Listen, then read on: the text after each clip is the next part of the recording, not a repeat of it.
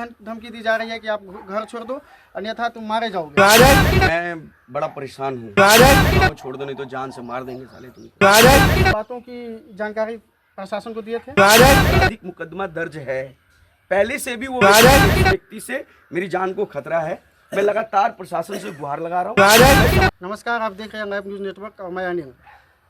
Social media के माध्यम से हमें कुछ जानकारी मिली है कि बहेरा थाना क्षेत्र के अंतर्गत मोतीपुर गांव के एक नौजवान साथी अमर क्रांति जी को बार बार जो है जान से मारने की धमकी दी जा रही है और उसको ये भी धमकी दी जा रही है कि आप घर छोड़ दो अन्यथा तुम मारे जाओगे, अगर गांव नहीं छोड़ोगे तो मारे जाओगे। और ये व्यक्ति एक सक्रिय व्यक्ति है जो समाज के प्रति हमेशा अपना सकारात्मक सोच रखते हैं, समाज के प्रति हमेशा सद्भावना सोचते हैं, समाज के प्रति कुछ अगर गलत तरीके के कोई काम होती है तो उस पर अपना पुख्तापूर्वक अपने बातों को रखते हैं और वो जो है कि हमेशा समाज के हित में काम करते हैं। वरना इस व्यक्ति को ऐसा क्यों जो है कि कुछ असामाजिक तत्वों के द्वारा ऐसे जान मार की धमकी दी जाती है। आइए आज हम अभी उनसे ही जानकारी लेते हैं, उनके घर पे पहुंचे हैं, आइए उनसे ही वार्ता आप लोगों को करवाते हैं।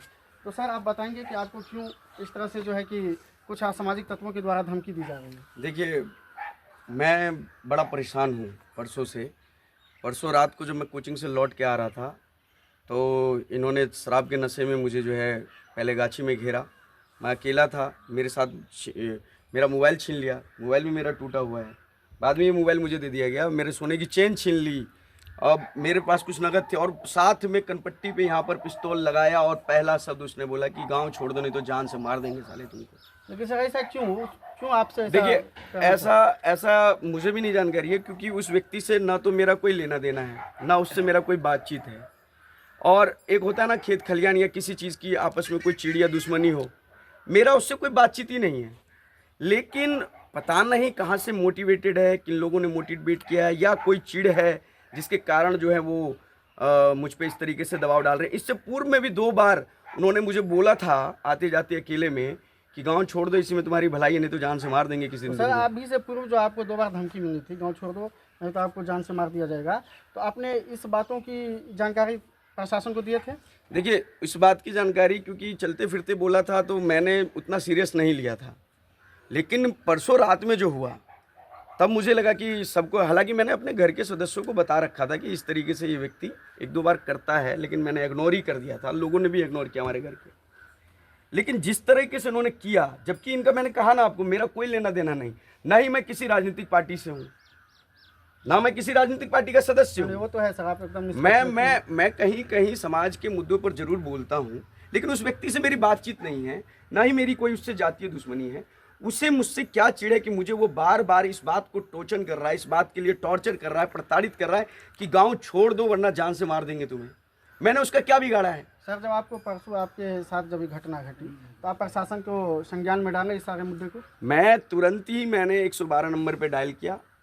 रात में ड्यू ज़्यादा था, पुलिस नहीं आई। फिर मैं खुद से जो है हमारे जो थाना है बहेरा थाना, मैं वहाँ गया, मैंने वहाँ लिखित में आवेदन दिया। कल जो है वहाँ से एक टीम आई थी, उन्होंने यहाँ छानबीन की तो वो फरार थे। अगर मेरी गलती है तो मैं पुलिस से नहीं भागूंगा, और अगर आप भाग रहे हो तो इसका मतलब आप गलती कर रहे हो और आपने गलती किया हुआ है।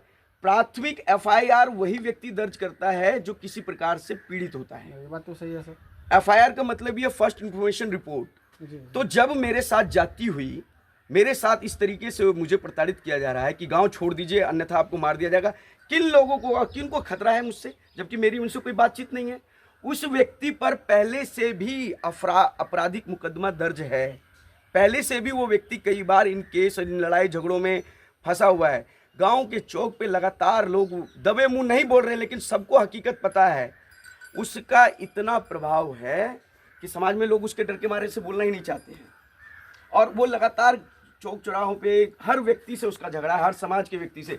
कोई भी समाज, कोई भी व्यक्ति, कोई भी जाति का व्यक्ति उसके सामने बोलना नहीं चाहता है। तो प्रशासन सर अभी तक क्या क्या इस पर कार्रवाई की है? देखिए, थाना अध्यक्ष महोदय ब्रजेश बाबू जी ने मुझे जो है ये आश्वासन दिया कि हम इस पर जो है कार्रवाई करेंगे, और अभी तक जहाँ तक मैं समझता हूँ कि उन्होंने अपने हिसाब से जो उनको सही लगा हुआ वो कर रहे हैं कार्रवाई। क्योंकि अभी आए थे, अभी थोड़ी देर पहले भी वहाँ से एक आए थे, उन्होंने जो है यहाँ इन्वेस्टिगेट किया था, मैंने उनको वो जगह भी दिखाई। और जो मेरे साथ घटना हुई मैंने अपना बयान भी जो है उनको दिया कि भाई इस तरीके से हो रहा है मेरे साथ।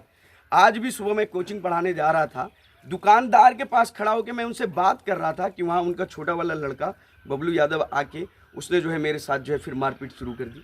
मतलब आप मुझे समाज में कहीं चौक चौराहे चलते फिरते आप मुझे चलने नहीं देंगे, इसका मतलब यह है कि मुझे इस व्यक्ति से मेरी जान को खतरा है। मैं लगातार प्रशासन से गुहार लगा रहा हूँ, मैं सामाजिक लोगों के बीच में भी डाल रहा हूँ, और जो मेरे घर के सदस्य के लोग हैं मैं उनको भी ये बता रहा हूँ कि ये व्यक्ति अकारण मेरे पीछे पड़ा हुआ है।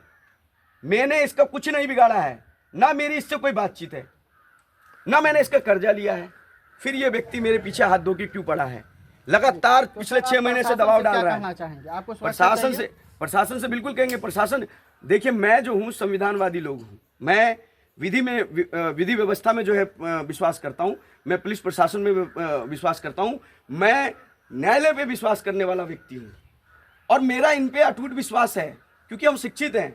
हमारा काम है जो चीज़ें सही होनी चाहिए उस आधार पे नियम और विधिवत तरीके से आप चलिए। अगर आपके साथ कहीं पे भी कोई गलत होता है तो मैं जब ये घटना मेरे साथ हुई तो मैंने जो है लिखित आवेदन दिया। शासन से गुजारिश करेंगे कि इनको सुरक्षा दे, और धन्यवाद।